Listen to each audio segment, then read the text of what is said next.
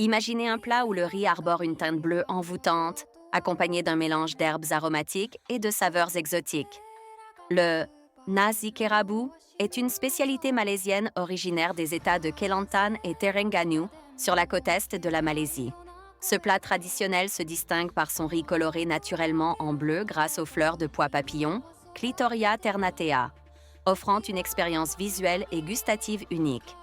Le nasi kerabu est bien plus qu'un simple plat de riz. Il est servi avec une variété d'accompagnements qui varient selon les régions et les préférences personnelles.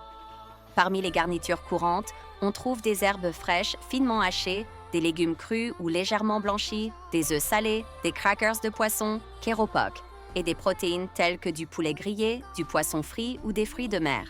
Une sauce épicée, souvent à base de pâte de crevettes fermentées appelée sambal belacan, vient rehausser le tout, apportant une touche piquante et savoureuse. Ce plat est profondément enraciné dans la culture malaisienne et reflète la richesse de sa cuisine, qui combine des influences malaises, thaïlandaises et indonésiennes. Le nasi kerabu est traditionnellement consommé lors de petits déjeuners ou de déjeuners, et il est courant de le déguster lors de festivals ou de célébrations.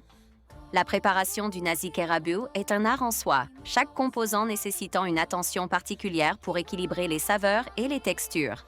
Par exemple, le riz est cuit avec des herbes aromatiques comme la citronnelle et les feuilles de lime kaffir pour infuser des arômes subtils.